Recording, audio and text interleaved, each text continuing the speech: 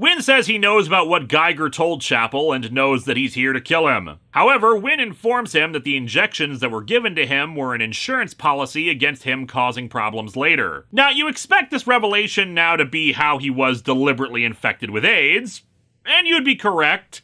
Partly. Some 20 years ago, someone in research and development stumbled upon a highly lethal virus. Such was the nature of one particular strain of the virus that our government chose to release it into the populace as a form of population control. So, yes, according to this comic written by Rob Liefeld and Eric Stevenson, the U.S. government created AIDS as a form of population control in this universe! Fuck you. Fuck you. Fuck you forever. Fuck yourselves. Go fuck yourselves, you fucks. I don't know whose idea this was. Liefeld is credited for story, Stevenson for the actual script, with Stevenson also serving as the editor, but frankly, both of them should feel ashamed of this. This isn't like the frickin' Tunguska event or something, where it's fun to have a weird sci-fi explanation for it because, hey, it's a mystery and we don't really know the cause of it, and no harm, no foul. There are 3 speculated deaths from it, but none confirmed, especially when it was over 100 years ago. This was a real pandemic that was killing real people at the time of its printing, and they made it part of the backstory to their little garbage side series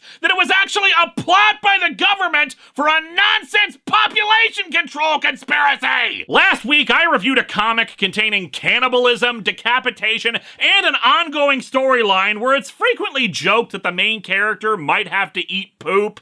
And this is the book that I am truly disgusted by! And hey, this book came out in 1993, around 30 years ago. Liefeld was 26 at the time, Stevenson 25. When we're younger and dumber, we make a lot of stupid mistakes, and I sincerely doubt they'd be writing the same kind of edgelord conspiracy theory trash if they made this book today. Like saying COVID or leukemia or any real deadly disease was cooked up by the United States government for population control. But at the same time, I don't know if they've ever acknowledged or apologized for writing it in either. Mind you, that could just be because nobody was reading this book at the time, and I'm the first person to have actually flipped through this in over 20 years. I'm not kidding! I tried to find out if anyone else talked about this, and while there are occasional summaries of this issue, they never mention the AIDS was an invention of the US government thing, only that Chapel was infected. I finally found a single blog from 2011 that brought it up, but pretty much just brushed it off, admitting that if you ignore the US/AIDS stuff, the story's not half bad. No accounting for personal taste, but why would you ignore that? That's one of the big reasons why this thing is awful. Oh, also, that review was the last thing they posted on their blog. Is that why nobody talks about this? Am I gonna get a secret hit squad put on me for mentioning it?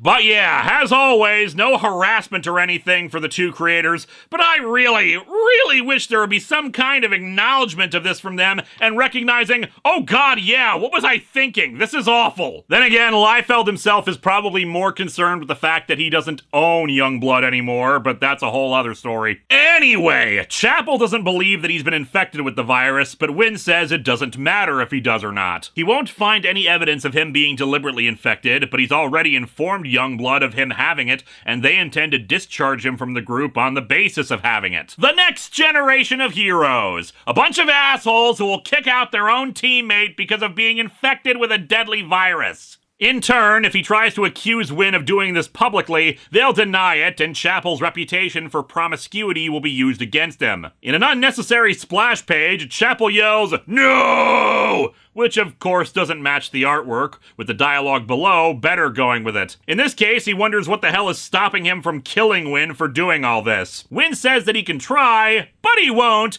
because he has the cure for AIDS, and is apparently withholding this from the population! I'm the government, I'm the government, I'm the reason nothing works. And so our story ends with Wynn stating, "Yeah, I'll give you the cure if you come work for me again." And Chapel is left standing there holding guns. And? God, I wish it was.